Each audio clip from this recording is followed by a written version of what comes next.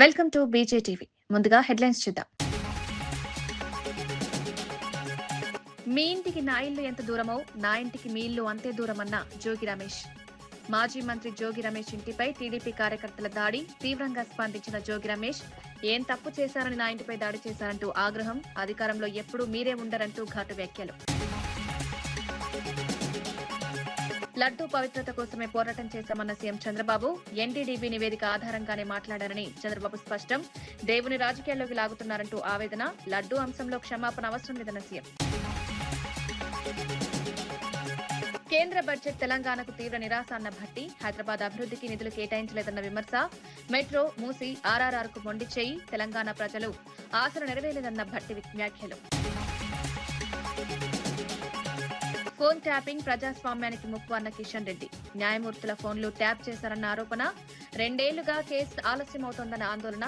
దోషులకు కఠిన శిక్ష తప్పదని హెచ్చరిక. మున్సిపాలిటీలో కాంగ్రెస్ గెలిపే లక్ష్యమన్న పొన్నం. సంక్షేమ పథకాలను ప్రజల్లోకి తీసుకువెళ్లాలని పిలుపు. బీఆర్ఎస్ పాలనలో ప్రజలు ఇబ్బందులు పడ్డారని విమర్శ. ప్రజల మద్దతుతో ఘన విజయం సాధిస్తామని ధీమా. మాజీ మంత్రి జోగి రమేష్ మరోసారి అధికార తెలుగుదేశం పార్టీ నేతలపై తీవ్ర స్థాయిలో మండిపడ్డారు. నారా లోకేష్, చంద్రబాబు తనను జైలుకు పంపి రాక్షసానందం పొందారని, అది సరిపోక తన ఇంటిపై పెట్రోల్ బాంబుతో దాడి చేయించారని ఆరోపించారు. ఇలాంటి బెదిరింపులకు తాను భయపడే ప్రసక్తే లేదని స్పష్టం చేశారు. తాను ఏ నేరం చేశానని తన ఇంటిపై దాడి చేశారని ప్రశ్నించారు. రాజకీయ కక్షతోనే ఈ దాడులు జరుగుతున్నాయని పేర్కొన్నారు. లోకేష్ తన ఇంటికి ఎంత దూరమో తన ఇంటికి కూడా వారిల్లు అంతే దూరమని గుర్తుపెట్టుకోవాలని హెచ్చరించారు. రాష్ట్రంలో ప్రతిపక్ష నేతలకు భద్రత లేకుండా పోయిందని, పోలీస్ వ్యవస్థ పూర్తిగా రాజకీయ ఒత్తిడిలో పనిచేస్తోందని జోగి రమేష్ విమర్శించారు. ఈ ఘటనపై ప్రభుత్వం సమాధానం చెప్పాలని డిమాండ్ చేశారు. నన్ను జైల్లో పెట్టి రాక్షసానందం పొందింది చాలక నా ఇంటి మీద దాడి చేస్తావా? పెట్రోల్ బాంబులు వేస్తారా? అసలు ఇంత దుర్మార్గులాగా ప్రవర్తిస్తారు మీరు. నేనేమన్నాను?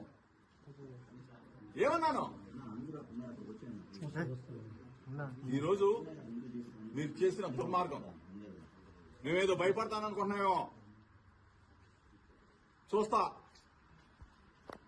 నువ్వు నీ గోండాలని, నీ రౌడీలని, నీ పిక్ పాకెట్ గాలని, బ్లేడ్ బ్యాచ్ ని, గంజాయి బ్యాచ్ ని విజయవాడ నుంచి, నలుమూల నుంచి నా ఇంటి మీద పంపిస్తావా? నీకు పెళ్ళాం పిల్లలు లేరా? నీకు ఇల్లు లేదా? నీకు కుటుంబం లేదా? ఇవాళతో ఇది ఆగిపోతుంది అనుకుంటున్నావా? లోకేష్ చెప్తా ఉన్నా, నువ్వు ఇటువంటి రాక్షసానందాన్ని కన్నా నువ్వు తప్పైందని చెప్పకపోతే ఇటువంటి పనికి మారిన పిల్ల చేస్తలకి జోగి నీకు భయపడ్డావు. చిన్నప్పటి నుంచి రాజకీయాల్లో ఉన్నా నీ పిల్ల చేసలకి, నీ వెర్రి చేసలకి నీకు నిన్న చెప్పా, ఒళ్ళు తగ్గించుకున్నావు కానీ నీ చిప్పు దొబ్బింది, నీ మెదడు మొత్తం దొబ్బింది. ఏం పనురాయి పనికి మాలోడా? ఒక బలహీన వర్గాల వాడి మీద నా మీద తాడా. సిక్కుసారం వదిలేసి సన్నాసులాగా తయారైంది. తిరుమల లడ్డూలు కల్తీ అంశంపై ముఖ్యమంత్రి చంద్రబాబు నాయుడు తీవ్ర ఆవేదన వ్యక్తం చేశారు. తన కులదైవం వెంకటేశ్వర స్వామిని రాజకీయాల్లోకి లాగాలని చూస్తున్నారని ఆరోపించారు. కల్తీ నెయ్యి వ్యవహారంపై సిట్ వేయించింది తానేనని, ఎన్డీడీబీ నివేదిక ఆధారంగానే తాను మాట్లాడినట్టు స్పష్టం చేశారు. స్వామివారి విషయంలో మహాపాపం చేసి ఇప్పుడు తనపై ఎదురు దాడులు చేస్తున్నారని మండిపడ్డారు. కోట్లాది మంది భక్తుల మనోభావాలతో చెలగాటమాడుతున్నారని, తప్పుడు ప్రచారాలతో దేవుడినే బజారుకు లాగుతున్నారని విమర్శించారు. తిరుమల లడ్డు పవిత్రతను కాపాడమే తన లక్ష్యమని సీఎం తెలిపారు.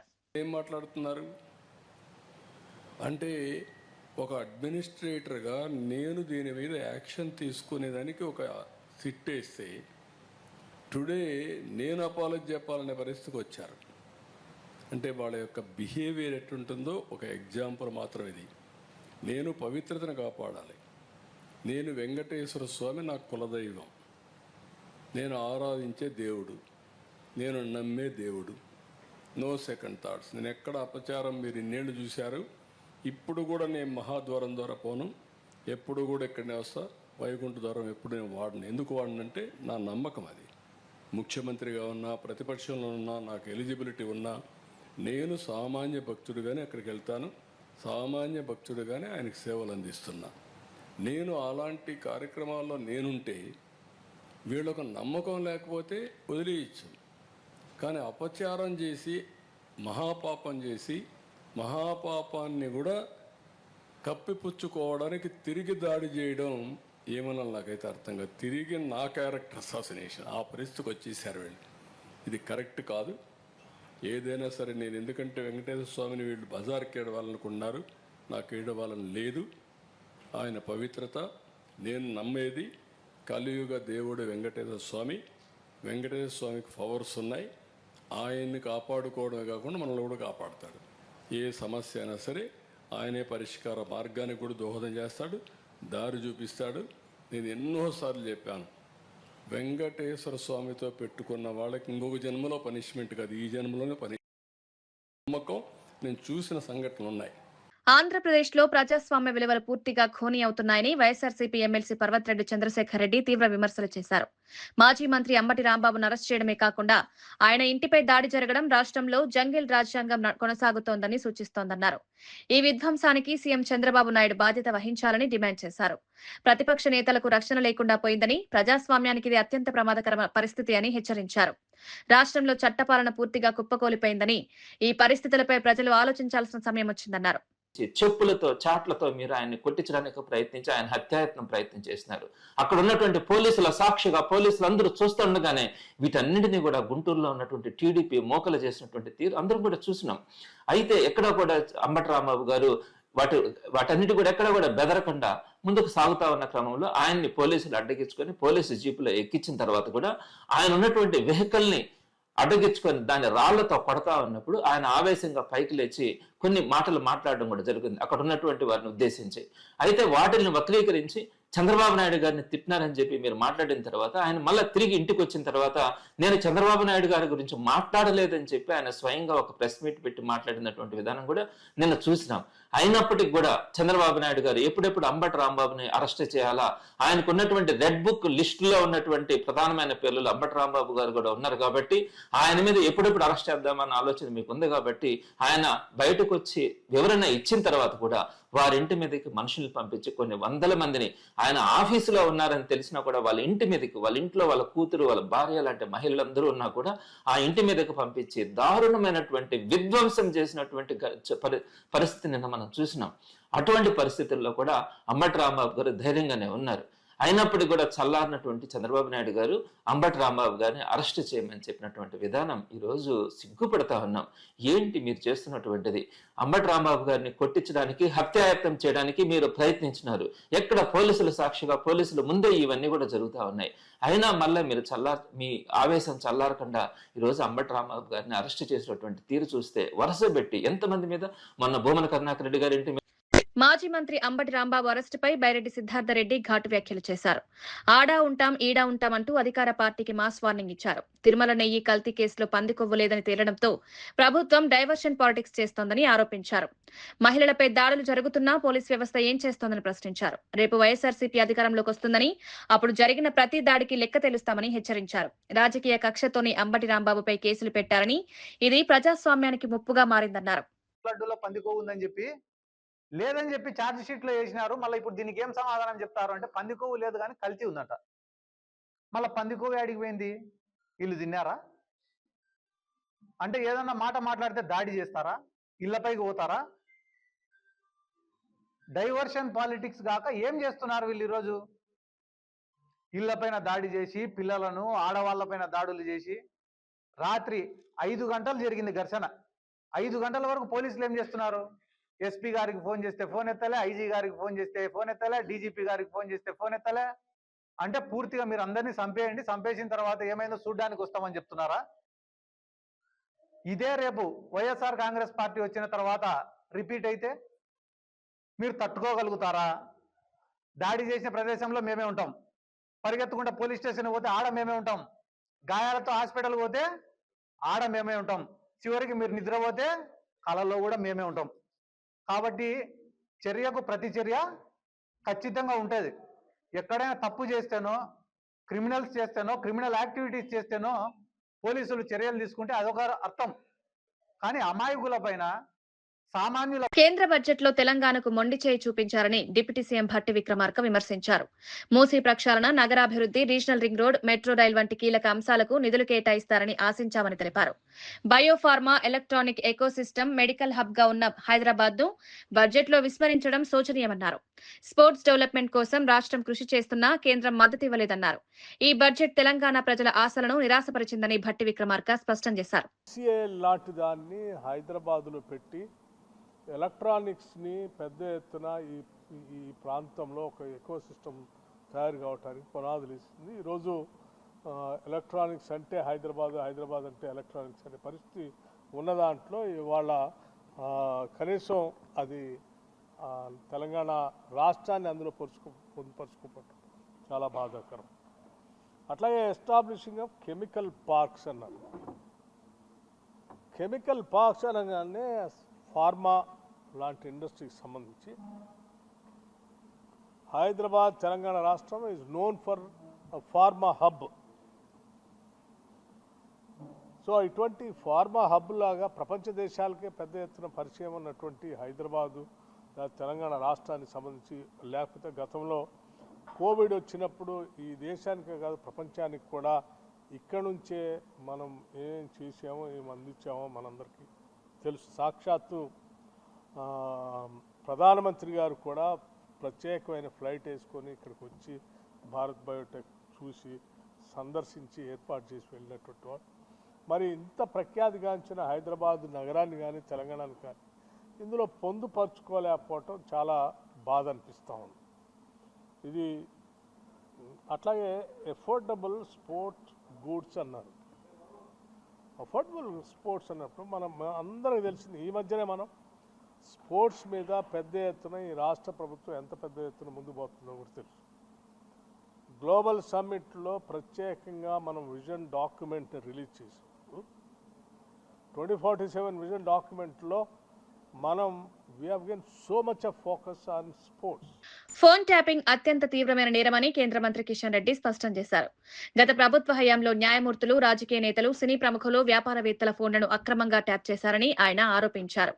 కేసీఆర్ తన అల్లుడి ఫోన్ ను కూడా ట్యాప్ చేశారని కవితే స్వయంగా వెల్లడించారని గుర్తు చేశారు. ఫోన్ ట్యాపింగ్ కేసు విచారణ 2 ఏళ్లుగా ఆలస్యమవుతోందని, ఇలాంటి చర్యలు ప్రజాస్వామ్యానికి ముప్పుగా మారతాయని కిషన్ రెడ్డి హెచ్చరించారు. ప్రజల వ్యక్తిగత స్వేచ్ఛకు భంగం కలిగించే ఈ నేరాన్ని తేల్చాల్సిన బాధ్యత దర్యాప్తు సంస్థలపై ఉందన్నారు. రాజకీయాలకు అతీతంగా నిజాలు వెలుగులోకి రావాలని, దోషులకు శిక్ష తప్పదని ఆయన స్పష్టం చేశారు. 2 సంవత్సరాలకు పైగా ఆలస్యమైంది, 2 years పైగా ఆలస్యమైంది. కాబట్టి ఇది కూడా ఈ సీరియల్ ఎన్ని రోజులు నడుస్తుందో చూడాలి. మేమేం చెప్పడం లేదు. వాళ్ళ కూతురే కేసీఆర్ అల్లుడిని ఫోన్ ట్యాప్ చేశాడని కవిత చెప్పింది ఆన్ రికార్డ్. అదే కాకుండా తెలంగాణ పోలీసులు హైకోర్టు జడ్జిల ఫోన్ ట్యాపింగ్ జరిగిందని హైకోర్టులో అఫిడవిట్ వేశారు. ఇంకా ఎంత రోజులు దర్యాప్తు చేస్తారు? మీరే వేశారు. హైకోర్టు జడ్జిల ఫోన్ ట్యాప్ జరిగిందని చెప్పి పోలీసులే లిఖితపూర్వకంగా రాష్ట్ర హైకోర్టులో ఇదే ఫోన్ ట్యాపింగ్ కేసులో వేయడం జరిగింది. కాబట్టి ఇది చాలా మరి తీవ్రమైన నేరారోపణ ఉన్నటువంటి కేసు ఇది. ఇది కేసీఆర్ కేటీఆర్ కాదు, ఎవరు చేసినప్పటికీ కూడా ఇది ప్రభుత్వం ద్వారా జరిగింది, ప్రభుత్వ హయాంలో జరిగింది. ఇందులో పారిశ్రామికవేత్తల ఫోన్లు, రాజకీయ పార్టీల ఫోన్లు, కుటుంబ సభ్యుల ఫోన్లు, హైకోర్టు జడ్జిల ఫోన్లు, పోలీస్ అధికారుల ఫోన్లు, మంత్రుల ఫోన్లు, సినిమా ప్రముఖుల ఫోన్లు, సినిమా నటుల ఫోన్లు అన్నీ ట్యాప్ చేశారని చెప్పి తెలంగాణ ప్రభుత్వం ఇప్పటికే లిఖితపూర్వకంగా హైకోర్టులో మరి దీనికి అఫిడవిట్ ఇవ్వడం జరిగింది. ఇది చాలా తీవ్రమైనటువంటి నేరారోపణ కూడినటువంటి కేసు ఇది. దీన్ని కఠినంగా వ్యవహరించాల్సినటువంటి అవసరం ఉందనే విషయం మేము గతంలో కూడా చెప్పాం, ఇప్పుడు కూడా మళ్ళీ పునరుద్ఘాటిస్తున్నాం. మాజీ మంత్రి అంబటి రాంబాబుపై జరిగిన దాడిని మాజీ హోంమంత్రి దానేటి వనిత తీవ్రంగా ఖండించారు. ఒక మాజీ మంత్రికి రక్షణ లేకపోతే సామాన్యుల పరిస్థితి ఏంటని ఆమె ప్రశ్నించారు. రాజకీయ విభేదాలను హింసాత్మక చర్యలతో ఎదుర్కోవడం ప్రజాస్వామ్యానికి ప్రమాదకరమన్నారు. పోలీసు వ్యవస్థ తటస్థంగా వ్యవహరించాల్సిన అవసరం ఉందని, దాడులకు పాల్పడిన వారిపై కఠిన చర్యలు తీసుకోవాలని డిమాండ్ చేశారు. రాజకీయాల్లో భిన్నాభిప్రాయాలు సహజమే కానీ దాడులు, బెదిరింపులు అంగీకరించలేమని తానేటి వనిత స్పష్టం చేశారు. డైలాగ్ కి ఉన్న ఇది మరి కోర్టు తీర్పు ఇచ్చిన తర్వాత కూడా ఆ నిందని మా నాయకుడి మీదను మరి మా పార్టీ మీదను మోపి ఏదో రాజకీయం చేయాలి, ఏదో డైవర్షన్ రాజకీయం చేయాలని చూడడం అనేది కరెక్ట్ కాదు. ఈ రోజున ఏదైనా తప్పిదాలు జరిగి ఉంటే చట్టాలు ఉన్నాయి, న్యాయస్థానాలు ఉన్నాయి, వాటి పని అవి చేసుకువెళ్తాయి. కానీ ఈ రోజున ఎందుకు ఈ విధంగా బరి తెగించి దాడులు చేస్తున్నారు? ఈ కూటమి ప్రభుత్వం అధికారంలోకి వచ్చిన దగ్గర నుండి కూడా చాలామంది వైసీపీ మాజీ ఎమ్మెల్యేల మీద, మాజీ మంత్రుల మీద దాడులు జరిగిన సంఘటనలు చాలా ఉన్నాయి. అంటే ఈ రోజున ఈ కూటమి ప్రభుత్వం ప్రజలకు ఏం సందేశం ఇవ్వాలనుకుంటుంది? ఈ రోజున రాష్ట్రంలో శాంతి భద్రతలు అనేవి లేకుండా పోయాయి అన్న విషయాన్ని ప్రజలందరూ గమనిస్తున్నారు. ఈ రోజున ఇలాంటి పరిస్థితులు కొనసాగితే ఖచ్చితంగా ఈ రాష్ట్రంలో రాష్ట్రపతి పరిపాలన పెట్టవలసిన అవసరం ఏర్పడుతుంది. ఖచ్చితంగా మేము కూడా ఆ పరిస్థితి తీసుకొచ్చేదానికి, రాష్ట్రపతి పరిపాలన కావాలనే పరిస్థితిని తీసుకొచ్చేదానికి మేము కూడా డిమాండ్ చేస్తున్నాం. ఎందుకంటే ఈ రోజున మాజీ మంత్రిగా, మాజీ ఎమ్మెల్యేగా ఉన్న వాళ్ళకే రక్షణ లేనప్పుడు సామాన్యులకి ఈ ప్రభుత్వం ఏ విధంగా రక్షణ కల్పిస్తుంది అనేది కూడా మా ఆలోచన, మా బాధ. ఈ రోజున ప్రతి ఒక్కరం కూడా అంటే రాజకీయం చేయండి, కానీ ఈ రాజకీయంలోకి పవిత్రమైన లడ్డూని, మరి కలియుగ దైవమైన వెంకటేశ్వర స్వామిని వాడుకోవడం అనేది కరెక్ట్ కాదు. ఏదైనా ఉంటే ప్రతిదీ కూడా చట్టపరంగా చర్యలు తీసుకోండి, అంతేగాని ఈ విధమైన పరిస్థితులు రాష్ట్రంలో తీసుకురావడం కరెక్ట్ కాదని చెప్పి ప్రతి ఒక్కరికి కూడా తెలియజేస్తున్నాను. మాజీ మంత్రి అంబటి రాంబాబుపై పీడీ యాక్ట్ అమలు చేయాలని ఈస్ట్ ఎమ్మెల్యే నజీర్ జిల్లా ఎస్పీకి వినతి పత్రం అందజేశారు. అంబటి రాంబాబు కొంతకాలంగా ప్రజాప్రతినిధులను, ముఖ్యమంత్రి చంద్రబాబు నాయుడిని అసభ్య పదజాలంతో దూషిస్తున్నారని ఆరోపించారు. వైసీపీ నాయకులు ప్రతిసారి ఇలాంటి వ్యాఖ్యలతో శాంతి భద్రతలకు భంగం కలిగిస్తున్నారని విమర్శించారు. ఇప్పటికే అంబటి రాంబాబుపై నమోదైన కేసుల్లో సెక్షన్లు మార్చాలని, కఠిన చట్టాల కింద చర్యలు తీసుకోవాలని డిమాండ్ చేశారు. రాజకీయ విమర్శలకు హద్దులుండాలని, ప్రజాస్వామ్యంలో బాధ్యతాయుతమైన మాటలు అవసరమని ఎమ్మెల్యే నజీర్ స్పష్టం చేశారు. సృష్టించేటువంటి విధంగా ఆయన మాట్లాడుతున్నటువంటి తీరు కనిపిస్తా ఉంది. ఆయన చేస్తున్నటువంటి తప్పుకు మరికొంతమంది కులాన్ని పులమనేటువంటి కార్యక్రమం చేస్తూ ఉన్నారు. ఈరోజు ఎన్జీ రంగా, ఈరోజు వంగవీటి మోహన్ రంగా గారితో పోల్చుకుంటా ఉన్నాడు. నేను అడుగుతా ఉన్నా, ఆయన పేదల కోసం ప్రాణాలు అర్పించినటువంటి నాయకుడిగా ఉంటే మీరు ఈరోజు చౌకబారు విమర్శలు చేసి జగన్మోహన్ రెడ్డి మోచేతి నీళ్లు తాగి ఒక చెప్పలేనటువంటి భాషలో మాట్లాడాలనిపిస్తూ ఉంది. కానీ ఇటువంటి వ్యక్తిని ఊరికినే చిన్న చిన్న సెక్షన్లు పెట్టి ఈరోజు ప్రజల్లో ఉన్నటువంటి ఏదైతే law and order problem create చేసేటువంటి, ప్రొవోక్ చేసేటువంటి కార్యక్రమాలు చేస్తున్నటువంటి అంబటి రాంబాబు గారిని ఐటీ యాక్ట్ 67 అండ్ 66 ఈ కింద కేసు నమోదు చేయాలని చెప్పి రిప్రజెంట్ చేయడం జరిగింది. ఈ సెక్షన్ల మీద తప్పకుండా పోలీసులు కేసు నమోదు చేస్తారని చెప్పి మేము భావిస్తూ ఉన్నాం. లేకపోతే తప్పకుండా ప్రైవేట్ కేసు వేసైనా అంబటి రాంబాబు గారిని తప్పకుండా జైలు పాలు చేసి ఆయన చేసినటువంటి తప్పు మరొకటి చేయకుండా, ముఖ్యంగా జగన్మోహన్ రెడ్డి గారికి ఈ సందర్భంగా హెచ్చరిస్తా ఉన్నాం. మీరు కొంతమంది పప్పెట్లను పంపించి ఇటువంటి చౌకబారు విమర్శలు చేస్తే తెలుగుదేశం పార్టీ శ్రేణులు ఎక్కడా భయపడేది లేదు. మీలాంటి వాళ్ళు 100 మందిని తట్టుకునేటి కెపాసిటీ తెలుగుదేశం పార్టీ కార్యకర్తలకు ఉంది. ఇప్పటికైనా ఒళ్ళు దగ్గర పెట్టుకొని ఏ నాయకుడైనా, వైసీపీకి సంబంధించినటువంటి నాయకుడు ఈరోజు మా నాయకుడి మీద కానీ, తెలుగుదేశం పార్టీ కార్యకర్తల మీద కానీ దుష్ప్రచారం చేసేటువంటి కార్యక్రమాన్ని చేస్తే మాత్రం సహించేది లేదని చెప్పి ఈ సందర్భంగా గట్టిగా వాళ్ళందరికీ కూడా హెచ్చరిస్తా ఉన్నాం. మేడారం సమ్మక్క సారలమ్మ జాతర నిర్వహణపై మంత్రి సీతక్క స్పందించారు. దర్శనాలు సజావుగా జరిగాయని, ట్రాఫిక్ విషయంలో మాత్రమే స్వల్ప ఇబ్బందులు ఎదురయ్యాయన్నారు. జాతర విజయవంతంగా నిర్వహించేందుకు కృషి చేసిన అధికారులు, సిబ్బంది, ప్రజలకు కృతజ్ఞతలు తెలిపారు. భవిష్యత్తులో ఇలాంటి సమస్యలు రాకుండా జాతర అనంతరం మిగిలిన అభివృద్ధి పనులను పూర్తి చేస్తామని హామీ ఇచ్చారు. భక్తుల సౌకర్యాలే ప్రధాన లక్ష్యంగా ముందుకు సాగుతున్నామన్నారు. మేడారం జాతర ప్రపంచ స్థాయిలో గుర్తింపు పొందుతున్న నేపథ్యంలో మరింత మెరుగైన ఏర్పాటు చేయాలని ప్రభుత్వం నిర్ణయించిందన్నారు. మరి నిన్నటి వరకు కూడా అంతా బాగుంది, దర్శనాలు బాగున్నాయి, అన్నీ బాగున్నాయి అనే దాన్ని కొంతమంది వచ్చి పోయిన తర్వాత ట్రాఫిక్ విషయంలో అదొక్కటి తప్ప ఎంటైర్ జాతర నిర్వహణ కోసం పనిచేసినటువంటి ప్రతి ఒక్కరికి కూడా పేరు పేరున ధన్యవాదాలు. ఎవరైనా కుటిల శక్తులు ఎక్కడైనా కావాలని చేసుంటే అది ఆ దేవునితోటి కూడా రాజకీయాలు చేస్తే ఇంకా ఆ దేవుడే చూసుకుంటాడు. కానీ మేమైతే మనస వాచ కర్మేణ చిత్తశుద్ధితో భక్తితో భావోద్వేగంతో మరి అన్ని రకాలుగా మరి చెమటోడ్చి ఆ ఎంటైర్ మా ప్రభుత్వం కానీ మా ప్రభుత్వ అధికారులు కానీ మేము కానీ పనిచేయడం జరిగింది. నిన్న చిన్నగా దానికి కూడా మేము చింతిస్తూ ఉన్నాం. ఎందుకంటే అన్ని రోడ్లు వెడల్పు చేయగలిగినాం, కానీ తాడువాయి ఆ రోడ్డు వైల్డ్ లైఫ్లో ఉండడంతో కొన్ని ఇబ్బందులు వస్తున్నాయి. భవిష్యత్తులో అది కూడా రాకుండా చేసుకోవడానికి ఇప్పటి నుంచే ప్రణాళికలు మొదలు పెట్టుకోవాలని మేమందరం మరి ఆలోచనతో ఉన్నాం. ఈ గుడి అంటే జాతర అయిపోయిన తర్వాత తిరుగువారం అయిన తర్వాత మళ్ళీ గుడి యొక్క చుట్టుపక్కల పనులు మిగిలిపోయిన మున్సిపల్ ఎన్నికల నేపథ్యంలో మహబూబాబాద్ కాంగ్రెస్ నేతలకు మంత్రి పొన్నం ప్రభాకర్ దిశానిర్దేశం చేశారు.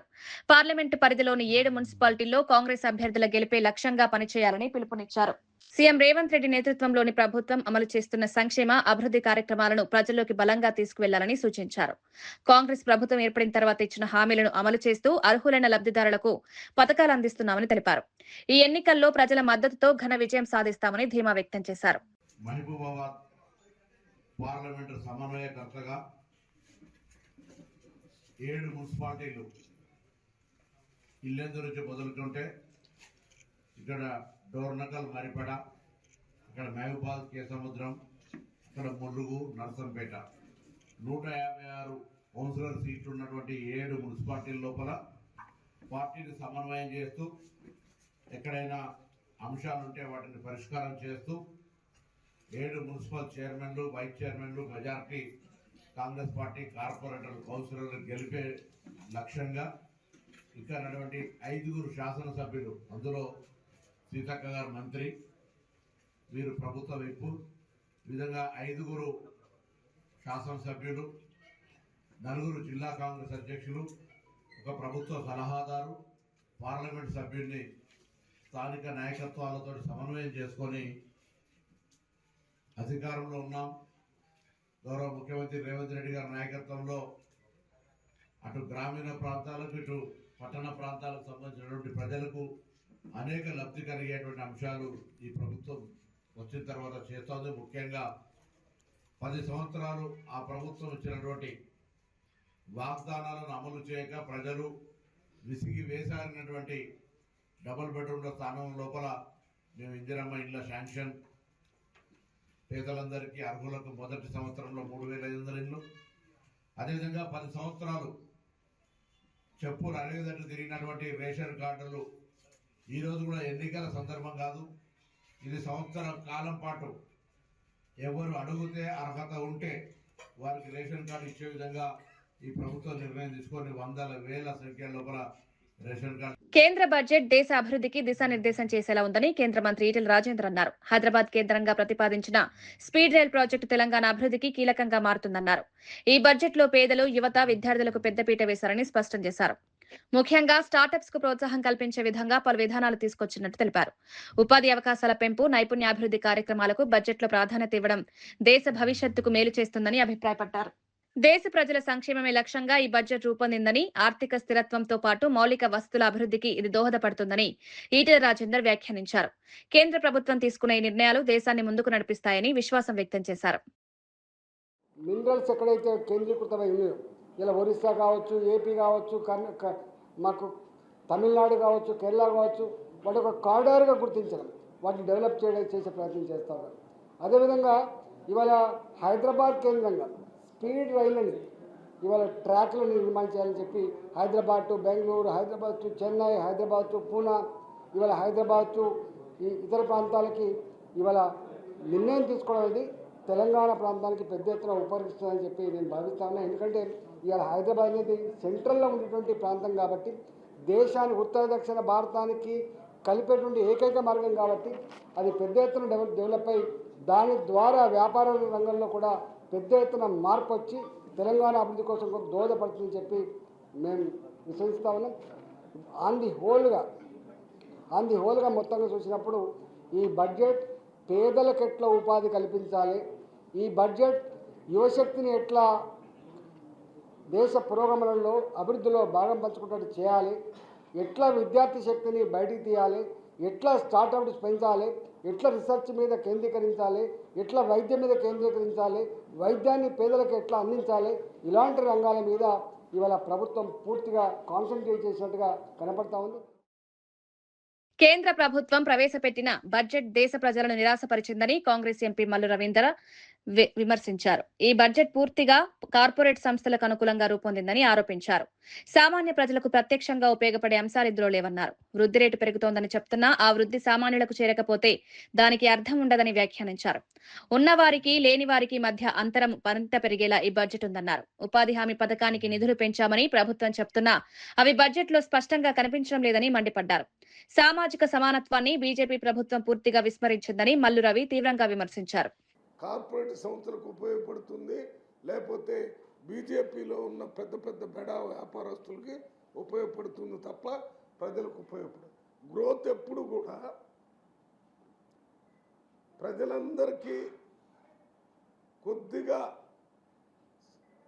అందుబాటులోకి వచ్చేటట్టు ఉండాలి.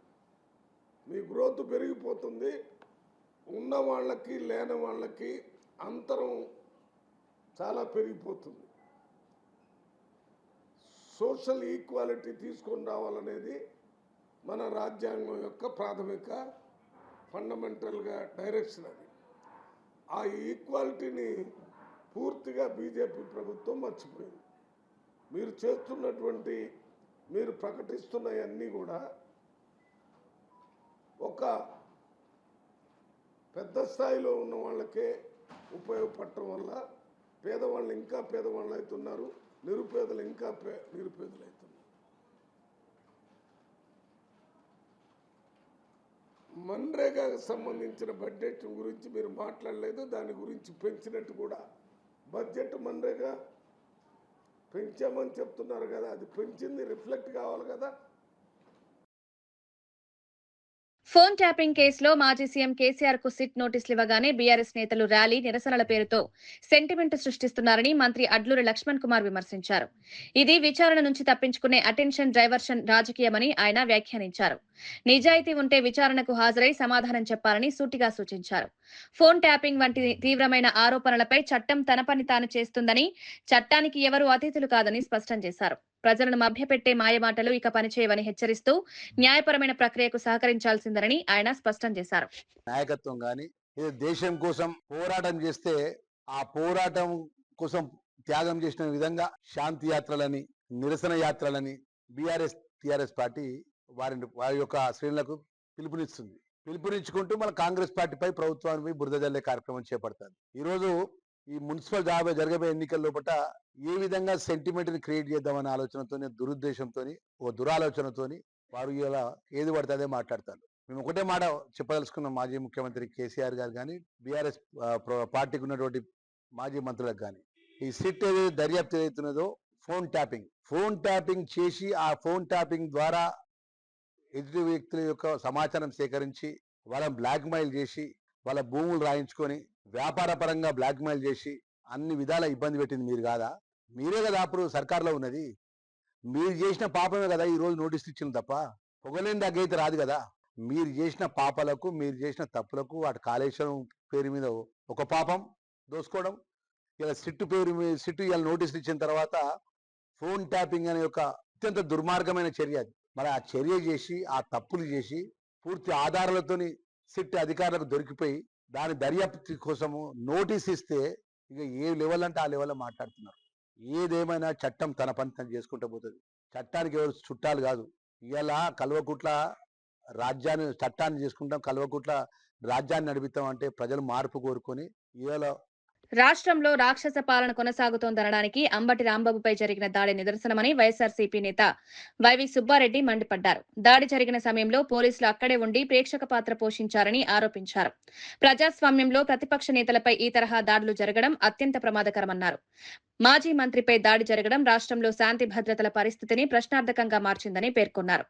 ఈ ఘటనను కేంద్ర ప్రభుత్వ దృష్టికి తీసుకువెళ్లి న్యాయం సాధిస్తామని స్పష్టం చేశారు. రాజకీయ కక్షతోనే ఇటువంటి దాడులు జరుగుతున్నాయని ఆరోపిస్తూ బాధ్యులపై కఠిన చర్యలు తీసుకోవాలని డిమాండ్ చేశారు. ప్రజాస్వామ్య విలువలను కాపాడాల్సిన బాధ్యత ప్రభుత్వంపై ఉందన్నారు. నిన్న ఆంధ్రప్రదేశ్ మాజీ మంత్రి senior YSR Congress party senior leader Ambati Rambabu గారు ఇంటిపై ఆయనపై జరిగిన దాడి చూస్తే ఆంధ్రప్రదేశ్ రాష్ట్రంలో ప్రజాస్వామ్యం ఉందా లేదా రాక్షస పాలన కొనసాగిస్తున్నారు కూటమి ప్రభుత్వం అధికారంలోకి వచ్చినాక అనే దానికి నిదర్శనం జరిగిన సంఘటన. నేను సాయంకాలం 5 గంటల నుంచి రాత్రి 10:30 వరకు దాదాపు 1,000 మంది 2-3 వేల మంది కార్యకర్తలు, తెలుగుదేశం పార్టీ గుండాలు, రవిడీలు అంబటి రాంబాబు ఇంటిపై దాడి చేసి కార్లు తగలబెట్టి, ఆఫీస్ తగలబెట్టి, ఇంటి కిటికీలు కూడా పగలగొట్టి దారుణంగా దారుణ చర్య జరుగుతుంటే పోలీసులు ప్రేక్షక పాత్ర పోషిస్తున్నారు. అంటే పోలీసు ఉన్నారు అక్కడ, దేనికి? దాడిని సక్రమంగా జరిగేటట్టు చూడటానికి కానీ ప్రొటెక్షన్ ఇవ్వడానికి కాదన్నది రుజువైంది నిన్నటి సంఘటనతో. ఈ సంఘటనపై మేము వైఎస్ఆర్ కాంగ్రెస్ పార్టీ అధ్యక్షుడు గారు జగన్మోహన్ రెడ్డి గారి ఆదేశాల ప్రకారం కేంద్ర ప్రభుత్వం దృష్టికి తీసుకెళ్లి ఆంధ్రప్రదేశ్ రాష్ట్రంలో శాంతి భద్రతను పరిరక్షించాల్సిన అవసరం ఉంది. కేంద్ర ప్రభుత్వం ఇంటర్ఫీర్ అవ్వాల్సిన అవసరం ఉంది. ఇటువంటి దారుణమైన పరిస్థితుల్లో ఒక మాజీ మంత్రికే ప్రాణ రక్షణ లేకుండా ఇంటి మీద దాడి చేస్తుంటే పోలీసులు ప్రేక్షకుల్లాగా చూస్తున్నారంటే ఎటువంటి పాలన సాగుతుందో గమనించాలని చెప్పి కేంద్ర హోంశాఖ మంత్రి అమిత్ షా గారికి, హోం సెక్రటరీ గారికి కూడా కలిసి విన్నవించే కార్యక్రమం చేస్తాం. ఇటువంటి సంఘటనలు మళ్ళా జరగకుండా ఉండాలంటే కేంద్ర ప్రభుత్వం చర్యలు తీసుకునే కార్యక్రమం చేయాలి అని చెప్పి వైఎస్ఆర్ కాంగ్రెస్ పార్టీ నుంచి మేము డిమాండ్ చేస్తున్నాం. వార్తలు ముగించే ముందు ముఖ్యాంశాలు మరోసారి.